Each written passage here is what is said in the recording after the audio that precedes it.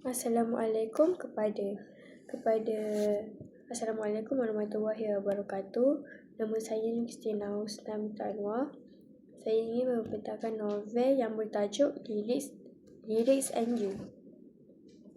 Buku ini menarik kerana mengisahkan Eileen, seorang gadis bertubuh besar yang mengelut mencari nilai diri.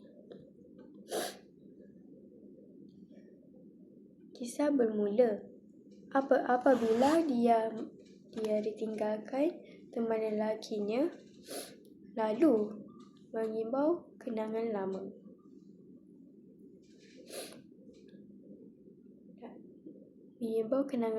Bersama Akhil yang pernah mengabaikan perasaannya sebelum kembali semula. Eileen iaitu watak utama tidak berasa yakin dengan diri sendiri. Maksudnya tiada rasa keyakinan dalam diri, terutamanya apabila Eileen dengan orang lain. Maksudnya Eileen tiada keyakinan untuk bercakap dengan orang lain dan sering mempersoalkan keikhlasan Akhil, sama ada Akhil mencintainya ataupun tidak. Pada pendapat saya, buku ini senang didapati di pasaran dan sesuai untuk pembaca yang baru kerana bahasanya mudah untuk difahami dan senang difahami oleh pembaca baru. Namun watak Eileen kadang-kadang dilihat terlalu bergantung pada perhatian lelaki dan beberapa isu yang berat hanya disentuh secara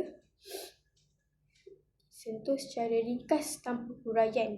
Maksudnya cerita ini tidak diceritakan dengan huraian ringkas dan mudah,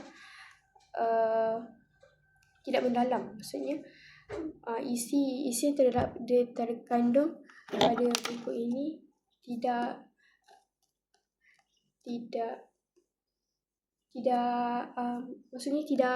mengena kepada cerita. Maksudnya buku keluaran Manis Works ini baru saja diterbitkan dalam bahasa Inggeris. Ini hanya cuma percubaan untuk keluaran buku pertama mereka. Itu saja. Sekian, terima kasih.